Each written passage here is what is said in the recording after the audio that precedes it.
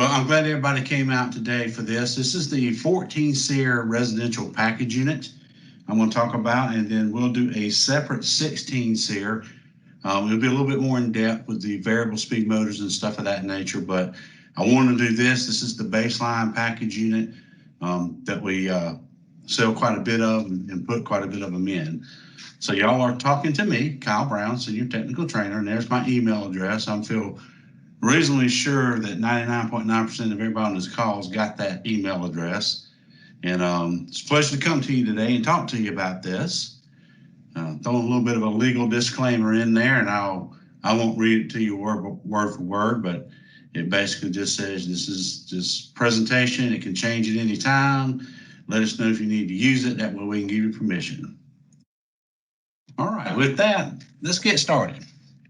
Now, we redid the residential package unit, and a few years back we came out and did not have the base rails on it, and then we came out with the base rails on it. But with the base rails, we did a few other little things. Mechanical wise, not much difference, but we'll go over it and it may be a review for some of you. For some of you may pick up a few things out of it. And one of the things that remains the same is the nomenclature. So premium residential package unit, 14 SEER, we're all used to this nomenclature right here. So this is just the straight AC nomenclature. Here's the heat pump nomenclature. But when I talk about this one, I also want to throw in this right here. I want to talk about this for just a minute. This is pulled right out of the tech spec sheets. And you'll see there's tap 1, tap 2, tap 3. This is solely for cooling. So tap 1 is your G call. Tap 2 is your Y1, and tap 2 is your, tap 2 is your low static, and tap 3 is your high static. Now, on the 16 SEER, that'll be a little bit different. I'll talk about that on the 16 SEER presentation. What I wanted you to notice here is at 0.5 static on a 2-ton, once we get much above that, you don't really, this is on tap 1, that's your fan only, you don't see very much happening. Tap 2, this is what it comes from from the factory. You'll notice once you get much above 0.8, you start falling off pretty quick. You'll see some of the other units you don't. But on the 2-ton, 3-ton, 2.5 ton, 3-ton is pretty forgiving all the way to 1-inch water column. And that's the purpose of me showing you this pulled out of the tech spec sheets, because it's important to notate. So the gas unit, again, same nomenclature and same thing here, a little bit more forgiving on some of it, but I wanted to make sure everyone understood the importance of looking at the airflow. Honestly, I'm not going to get into a big thing on the airflow. In my longer classes, those of you who know me, I get on my soapbox about the airflow, but I always have to talk about it a pretty good bit. But let's talk service, and I don't want it to become a featured benefit, and it won't, but I want everyone to look at this and let me go over some things that make a difference in this unit, make it a whole lot easier. The tubular heat exchanger has that tri-dimple design in it. This is the same heat exchanger we use in commercial units for Ally Commercial. So, but we do put it through 5 times the industry standard life cycle test. A really nice heat exchanger, but what I want you to notice on here, this last point, drafted for condensate, I'll talk about that when we get to the sequence of operation, but also look at the slope going down to bottom rung, not where the tri-dimples are at the top, but the bottom happens, kind of slopes down there. In your high humidity areas, you're going to find that sometimes right underneath the burner box in the summer, you may have some moisture right there. That's perfectly natural. There's nothing wrong with it. And again, when I go over the sequence of operation, I will refer you back to this picture. And then right here, the bottom picture, that's your tri-dimple design right there. That actually helps circulate that flue gas in there so it gets in contact with the entire heat exchanger. So as your air flows over it, it actually is a little bit more, I don't want to say more efficient because it's 81% efficient, but you get a better heat exchange, I want to say. There you go. So let's talk about the slide out blower. There's 2 things about the slide out blower. Number 1, it's easy to slide out, duh. Number two, 3 screws, and you got a different point of view down on the heat exchanger, being able to see the heat exchanger. But it's mainly made just to be able to slide in and out real easy, for the serviceman to be able to take care, do whatever he needs to it and all that. Also, if you have 5-ton units that have expansion valves on the indoor coil, I'll talk about that in a little bit, then you can actually pull that out, get in there a little better to do your brazing as well too. So it's not just for service on that, it's for several other things. Then you have your outdoor fan, where you can lift the fan grill up assembly and put it out of the way. Now that's going to make a difference in just a few minutes when I show you something else here.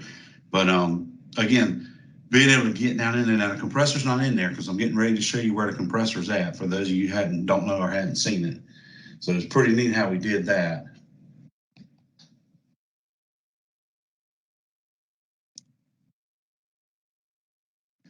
Now, the refrigeration system.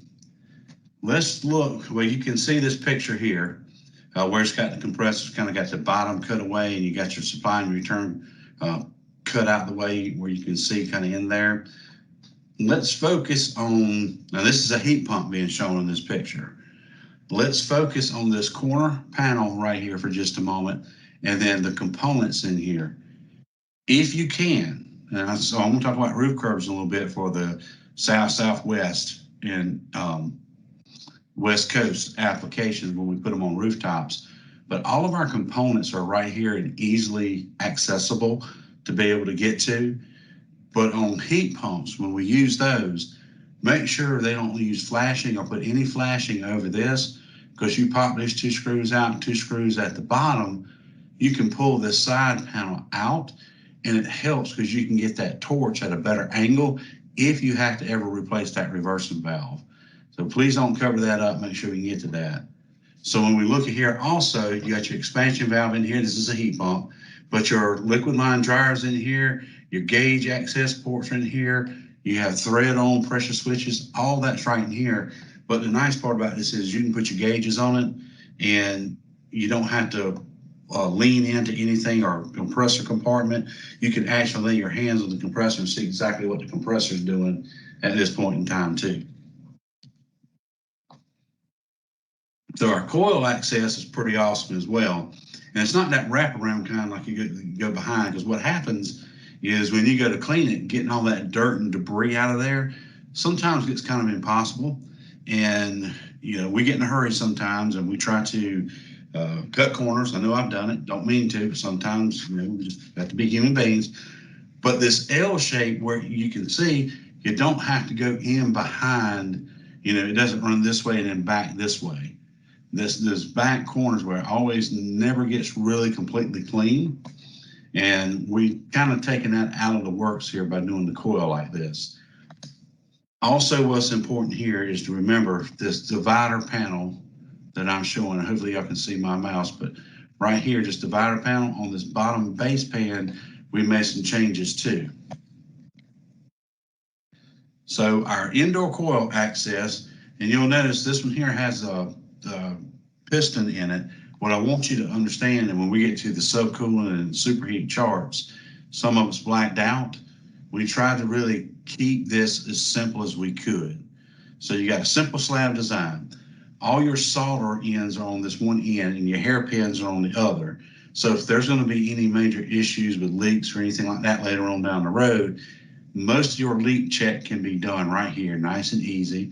It's got an elevated drain pan. It's infused with microvan, and being able to get to this is nice. See, with the piston, you can pretty well get in here without pulling that fan motor out, but on your 5 tons, if you need to pull that expansion valve out, you can pull this blower motor out and it gives you plenty of room to work around and get in there and do stuff with as well. Also, the cleaning of the coil is nice and easy on the front side and being able to inspect it. So our burners and gas valves accessibility. Now here's a little history lesson here. Years ago, we used to put the burners on the top and the control panel on the bottom. Well, ergonomically, that wasn't very nice to do to a serviceman. especially when you have to, if you're on a rooftop, it's not so bad. If you're on the ground, it kind of got bad. And the other thing is you got more insects and stuff like that in there. Now with the burners down at the bottom and our control panel up at the top, it really makes it nice and easy to troubleshoot the electronic portion of this. And it also has a lot less tendency to get moisture in it for some reason up there rather than down here. So very easily, nice to be able to do. It has a removable outlet mesh, and we'll talk about that in just a minute, because that's one of the questions I get a lot, or used to get a lot when I sat in tech service and did this show on the road, was about the flue cover. So keeping on with the service part, it is a spark igniter. It's not a hot surface igniter. We will have the spark, and it's 0.125 thousandths of an inch spark gap on there. Usually what I tell people if they want to actually test this, if they got it pulled out, is go to the side of the unit with some type of rubber glove or rubber handle. Don't grab it with your bare hand. You'll get a surprise. Don't do that. But if you want to test the strength of the spark or the good ground on the unit, then you can do that as well. And a lot of times I tell people just hold it close to the side of the unit, see how close you had to get in. If you almost had to touch the side of the unit, then you probably got a weak igniter or a weak board. And then the burner box assembly, you've got the gas valve staring right at you. It's a Honeywell valve, nothing fancy or anything about that. We've used a lot of them. Your flame rollout switches, your gas manifold, your burner and your igniter. Real easy to get everything. We do try to keep serviceability in mind, but also, when you have to go out and do a job site visit, you don't want to be out there a long time either. So there's a lot of thought process that got put into it. Now the control box up top gives you plenty of room in the wire routing and all that. Really, there's a lot of thought processes put to the wire routing. But what we've shown here is the heat pump. And if it was a gas pack, well, then the ignition board would be where the defrost board is right now. But if you notice, everything's kind of front facing right there at you. And the thing I like the best is they ovaled this out, rounded it out a lot more. So if this capacitor ever goes bad, thunderstorm hits it or whatnot, it doesn't swell up in there. And then you have a capacitor laid down in the bottom right here. All your low pressure, high pressure switches are on this side. I'm gonna go over the board a little bit more in depth. But again, nice and easy to get to. Installation. Now, installing the gas pack's not all that difficult. Having said that, you still have to do all the basics right, or else it'll come back to bite you. So here's a good picture of it. There's that vent right now I'm going to talk about in just a minute. Remember this panel. But, in our south, southwest, and west customers, clearance may not be as a big thing as it is right here in the south. People generally want to put lattice work up over them, hide them, and everything else. These clearances are for two things. Number one, the serviceman. A lot of people say airflow. I do not. For y'all who's been out in the field, been a serviceman, we come first, not the lattice work. Give us room to work, okay? Let us be able to get in there, work on it, change components out, things of that nature. I always tell contractors, and when they put these things in their homeowners, this is one of the things that seems so simple and everybody forgets. But when you pull up into a yard and you see this thing completely covered up with lattice work or bushes, there's a few choice words we say, and I can't say this because we're recording this, but I think y'all know where I'm going with that one. Again, this seems so simple, but there's a lot of good information right here, and a lot of research went into that. Generally 3 inches that's down here, and that tech spec sheet that I showed you with the static pressures. So if we have a shallow trap, it is not at least generally 3 inches, and our static pressure is high, and we've put this thing on a roof, we're going to cause some water damage. So I would implore everybody, or it would behoove everybody, to be able to make sure they understand. Don't think of this as a second thought. Make sure they understand when it goes on a roof, it better be a first thought. because there's two things going to happen. You're going to damage the house, and the homeowner's going to lose confidence in the equipment and the contractor. And then if you have to go out on the job site, guess who gets the butt chewing? That's going to be you. And then it doesn't turn out to be pleasant over such a simple little small thing as a condensate trap. So now, let's keep talking a little bit about the rooftop installations. And I know as folks in the South, we don't really understand that, but let me talk about this for just a second. Southwest and West Coast real estate is a premium. So they put the residential packaging units on the rooftop. So I don't want anybody to be confused about that, but they'll have to do some lifting and putting some things up on the roof. So connect the rigging to the base rails and all panels must be in place.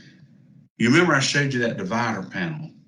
That divider panel that's in here where the base pan also has a raised spot in there. One of the things that we learned was if it doesn't have that little raised indentation along that pan, if these things aren't rigged properly, and in the next slide we'll continue to talk about rigging this, if it's not rigged properly to go up on the roof and that unit twists, that little paste and gum and that sealant that they put right there, it can rupture and break. With this new design, it's a lot harder for that to do it, but still, if it's not rigged correctly, it'll twist it and bind it. And then we also need to make sure to remove this shipping bracket from the bottom. Now, some people may wait till they get up on the roof and the screws are actually on the sides and you drop that panel out. Some people are going to leave this on depending upon the height and the length and the reach of the boom that's on the crane and how much it's shaking. That's up to the contractor. Someone's going to take it off before they even lift it up there so they don't forget, because then you got to cut these panels out, or excuse me, take these panels out and hook your ductwork up to it. That's up to them. That's a decision they've got to make. They just don't need to leave it on here, because you can see the supply and return right here. If they decide to leave it, it's going to affect their airflow way too much. So the field provided spreaders, that's the key.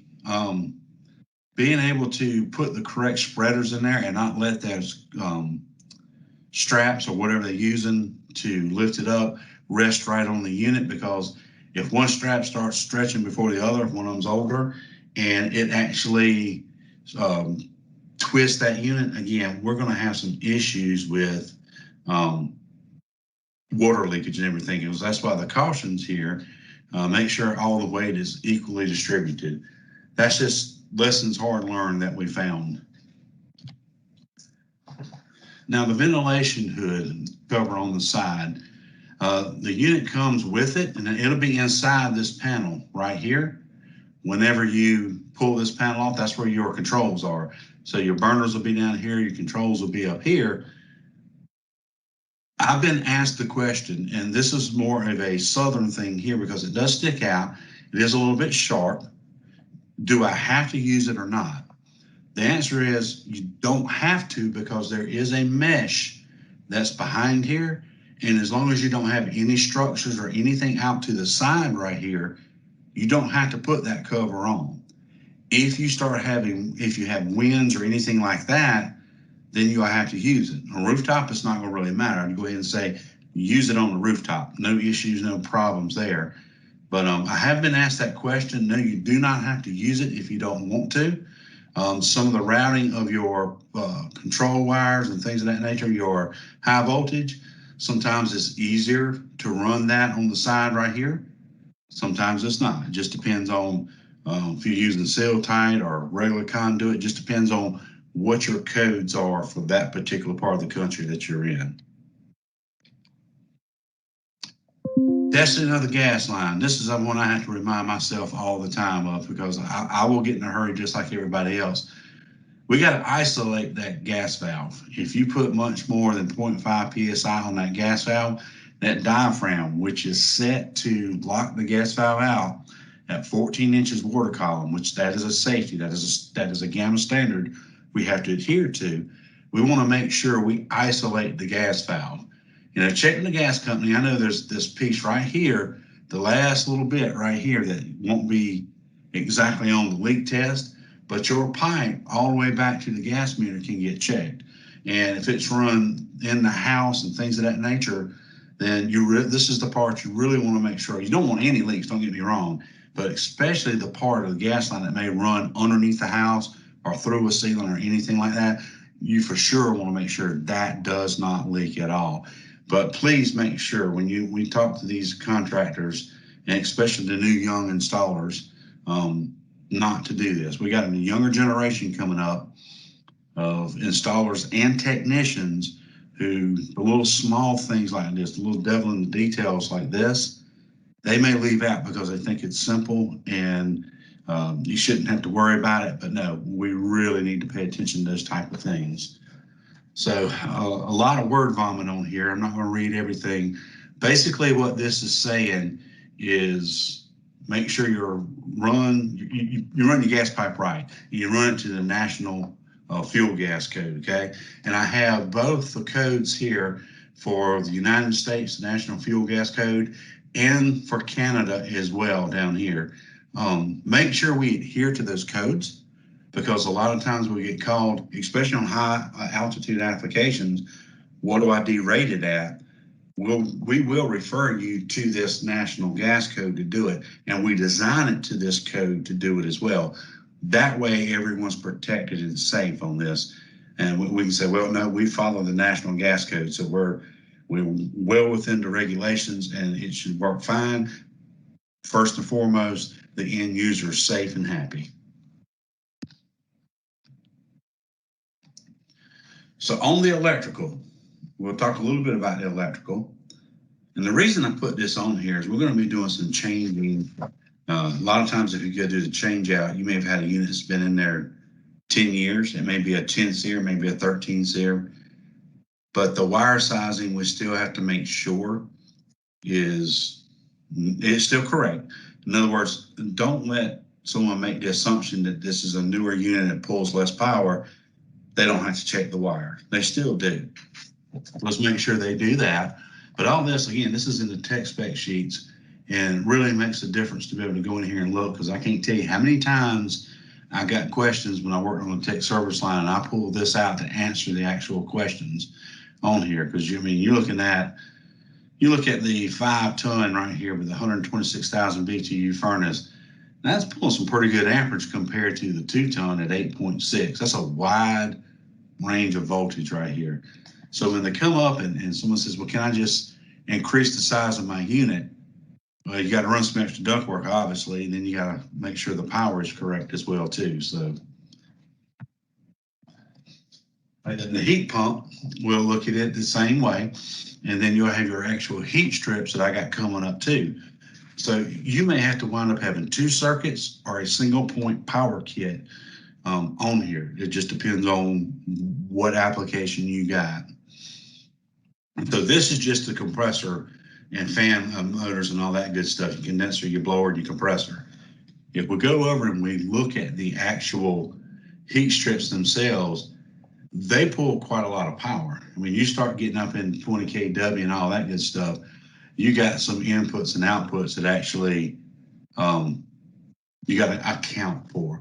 So again, if you need single point power kits, or if you're running two lines up there, 2 wires up there, make sure they are the correct size and all on there.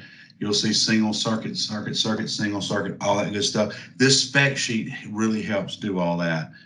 And then as far as control wiring, there's nothing fancy about this. R, Y, W, G. If you wanted to use a A3 comfort sink, you'd use an EIM module. Still the same thing. We haven't changed anything on here. That makes it really nice and simple. With the heat pump, we got to make sure they got enough wires out there to run it. So I won't harp on this too much. We do energize. This is a question that confuses me a lot and that I used to get a lot. In what mode do you energize your heat pump? O mode, where we energize in cooling and we use the O terminal to do it. So now, for those of us who have to use the roof curbs, we have roof curbs, or you can have them custom made by a local company. There's no issue with that, and we'll have these drawings readily available. Most of your private roof curb companies have these drawings anyway. So it's not a big deal. A couple things here is your power entry through your base right here or here. So this is your utility alternate power opening right here. Most of the times you're going to want to come here, right here, because all your power is right here. There is, like I said, there's alternate openings. It just depends on what brand and all was up there beforehand, if there even was one up there beforehand, etc. So we give you 2 points of entry right there for that. And then you'll see it's 8, 14, 18, and 24 inches high. Some people use these things on commercial applications, and there may be some northern applications where they use that, and you still have to account for the snow line. So 2 foot's pretty good right here. Then we have the pitched roof curb on here, and it flanges back. So the hours are adjustable, 212 pitch to 612 pitch. If you need any more than that, you'll have to have something custom made for that. But this was thought of through the voice of customer and through the years of us being able to put them on the rooftops and everything. But those are the 2 roof curbs that we have for the most part on here. The pitch one we do sell quite a bit of. We've actually made them a little bit more robust down through here to make sure to hold that weight and also keep vibration from happening.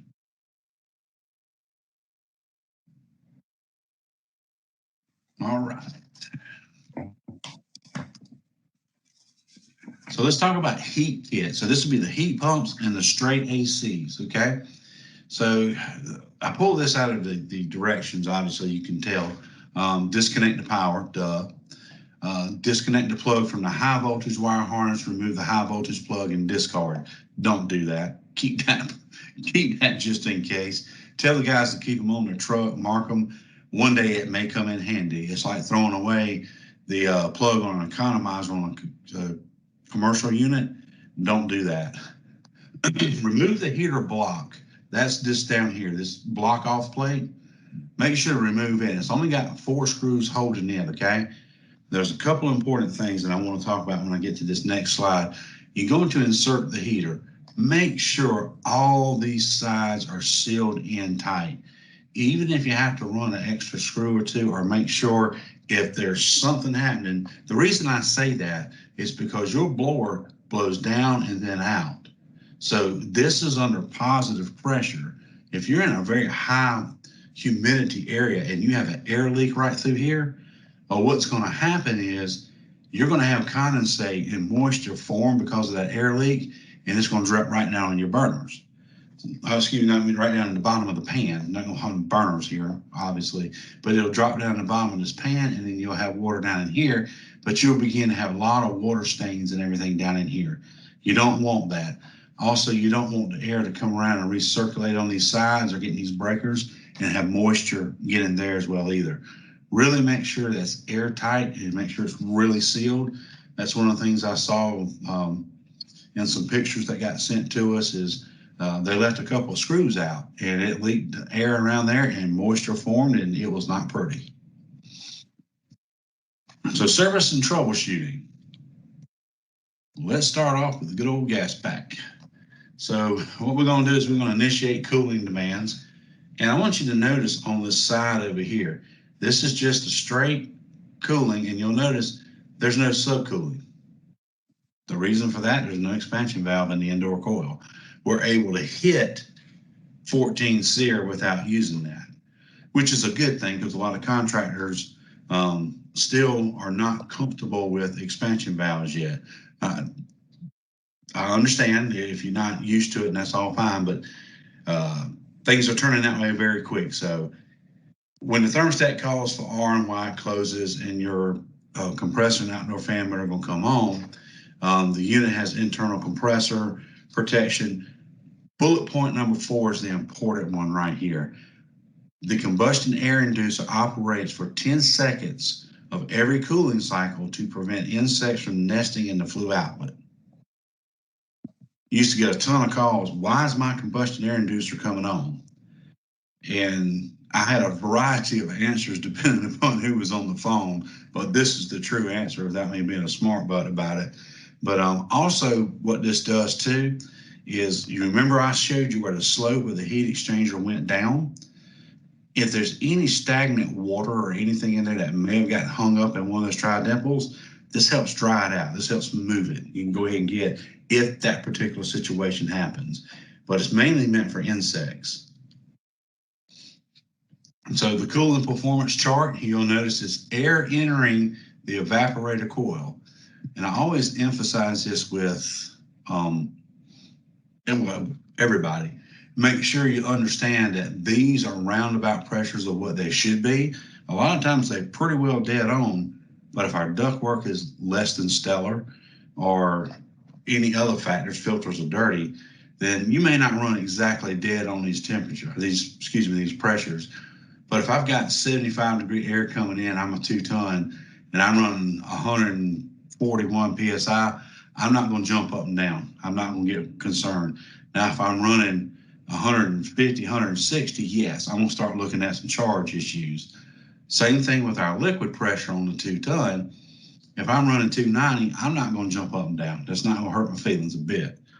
If I'm running 320, 325, I'm going to start looking for dirty coil, non-condensables, and things of that nature.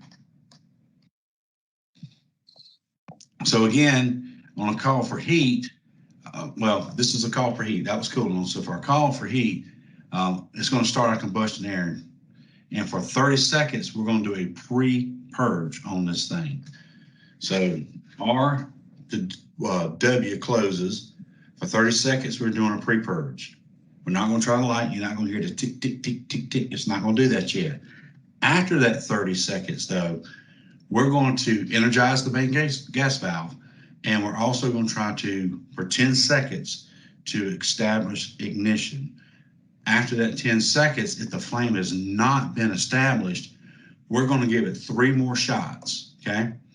And every time it's going to do that, begin the 30-second pre-purge on here.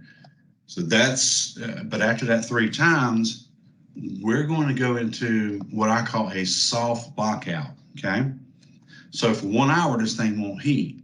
At the end of that 1 hour, it's going to try one more time. And it's kind of fool me once, shame on you, fool me twice, shame on me. But if it doesn't light this time, it's going into a hard lockout. The only way to actually reset it is to cut the power on and off. And that's where, and I know this is a dream that'll never happen. That's where I wish the homeowners would not go to YouTube or anything like that, how to fix your unit and cut the power on and off to it. Doesn't help anybody out, and it certainly does not help the contractor who's out there trying to troubleshoot this thing to actually fix it.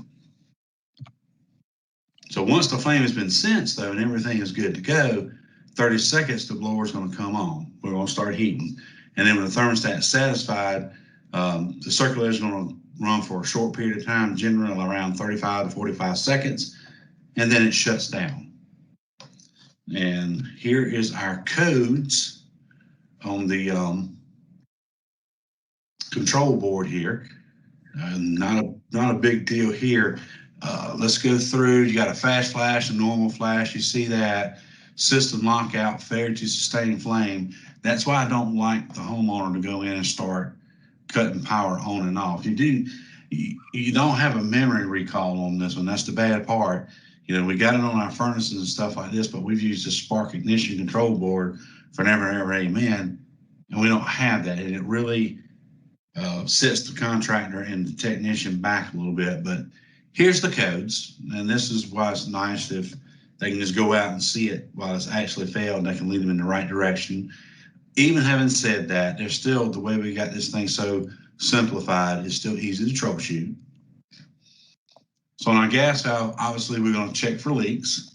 And I'm going to back up just one. I want to see this 2 flash. System lockout, failure to sustain or detect flame. One of the biggest things I do whenever we do red carpet tours is I talk about this gas valve. If this gas valve is cut off from the factory, it's going to give you some wonky codes. But if a lightning strike, a power surge, or anything hits it, The tri-axe design up here on the inside the actual head of the gas valve, what it's going to do is it can give you a 2 or a 3 flash code. The general one is the 2 flash code.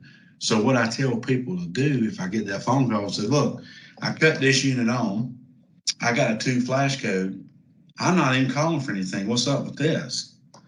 First thing I'm going to ask them to do is, number one, cut the power off. Let's be safe. Get a relay, a 24-volt relay, another gas valve, or anything of that nature. Pull those 2 wires off the gas valve, put it on that relay. Make sure it's secure, not touching anything. I'm going to short out. Cut the power back on. If the 2 or the 3 flash code goes away, especially the 2 flash code goes away, you've got a bad gas valve. Now you can change the gas valve and move on. That's not something you'll see in a book anywhere. That was something that we learned through taking a lot of phone calls on the tech service line. So after we check our gas supply pressure and all that good stuff, we want to make sure at no time our pressure exceeds 13 inches of water column.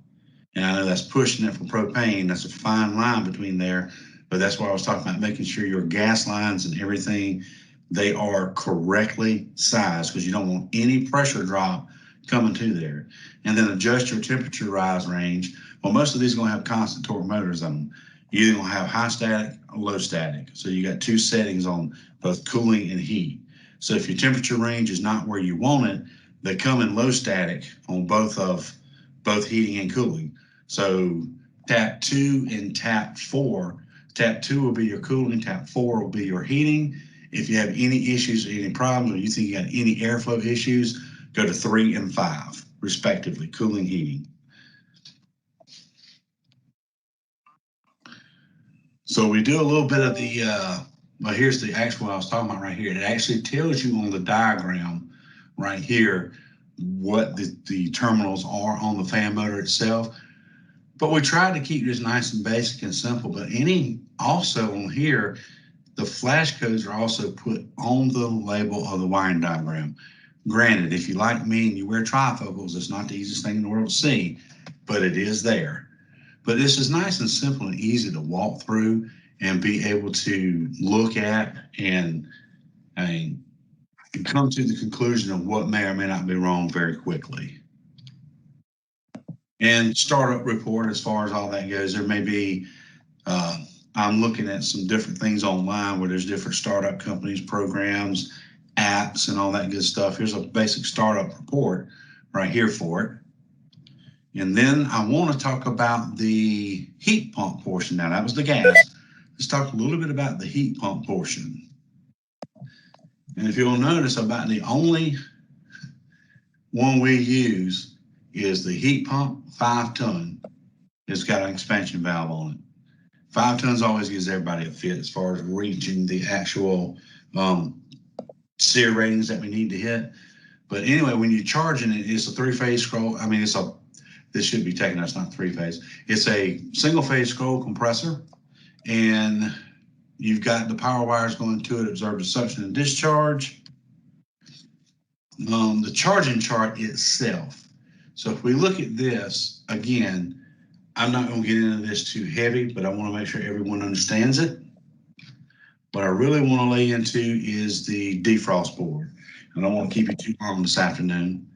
So during the heating operation, when the liquid line temperature goes below 42 degrees, your defrost stack closes, and then it's going to start counting a timer. Well, that timer set 30, 60, or 90 minutes. That doesn't mean every 30, 60, or 90 minutes that it's going to go into a defrost. That means it has to be below 42 degrees that your T-stack closes with the cumulative run time of 30, 60, or 90 minutes. Now that's depending upon what part of the country, it comes 60 minutes from the factory, default at 60 minutes. But I want to make sure that everyone understands that different parts of the country, different times and things. If you're in Arizona, you can put it at 90 minutes. But if you're anywhere near a lake that has a prevailing wind, even in Columbia, I used to run service calls at Lake Murray, and I always had to set my defrost controls at the minimum time to check, just for that reason. So during the defrost, it's going to energize the reversing valve. It's going to cut your outdoor fan motor off. if it's got a compressor delay, which it will, the quiet shift will be initiated on these. It will come from the factory with the quiet shift initiated on there. So you can see here for 30 seconds while the reversing valve shifts, either in and out, your compressor is going to be shut down. And that's to stop the whenever it shifts over. So that's a pretty good feature. And the reason that feature is here nowadays is because homeowners really want to not hear everything running. Again, I say this same thing a lot of times. 20, 30 years ago, we were all happy with a window unit, and things just aren't that way anymore. So we have to design these to make the end user happy. So defrost will continue for 11 minutes or until the defrost thermostat opens up. When the defrost thermostat opens up, it's going to resume normal operation. Anytime you need to reset anything on this board, it's a little different from your split heat pumps because you're going to cut the power off to the unit and back on anyway. But you have to reset the 24 volts on it if you want to reset everything. So generally what I tell contractors or technicians to do is, without having to cut anything else off, is you can pull the R wire off, wait a couple seconds and put the R wire back on, and your board will reset, and then you can go through and do your troubleshooting on it. So here's the codes for the actual heat portion pump itself. You got off and off, no power view control. Again, that's a duh. Simulated slow flash, normal operation power control, alternating slow flash, the world's most longest 5 minutes. I always make a joke about this, but if you got a homeowner hanging over your back, 5 minutes becomes 5 hours. You can actually take this and put it in tests for less than 2 seconds, and it gets rid of that 5 minute anti-short cycle delay. And then the rest of it you can see as it goes on here. I do caution you though, when we look at these low pressure, you get your reversing valve out, low pressure and high pressure, a lot of times what will happen is if you look and the high pressure switch fault, you got the green light is on and the red light is off. Let's say it was a dirty coil and the high pressure switch opened up. What a lot of contractors will do is they will own this out and go, well, you know what? My switch is closed. It can't be this. It's got to be the board. That's just not the case.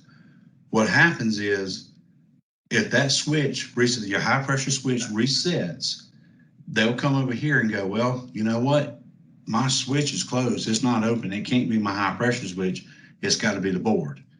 They'll put another board on there and sure as the world, maybe not that day, but the next hot day, or if it's really mild weather in the heat pump mode, it'll go out again. That's one of the main things that I see as far as that goes. Then we have our wiring diagram. The only reason I show this is just to make sure you see how simple and easy it is. We won't go through everything on here. And then last but not least, the maintenance of it. Now I'm not going through washing coils and all that. What I'm talking about is when every time we walk up to a unit and do a preventive check, we want to make sure it's clean, the blades are okay, make sure no loose wiring or anything like that has happened to it. Make sure the condition of the pipes are not rubbing, no copper to copper. Always make sure of that, okay? Never assume that everything's going to remain the same, because we don't know with homeowners trying to work and look at their own stuff or clean and service their own stuff, if they don't know what to touch and what not to touch. We do. So never assume that. So that is a pretty quick look, but nice look at the actual 14 SEER with the base rails on it. And with that, I thank you for your time.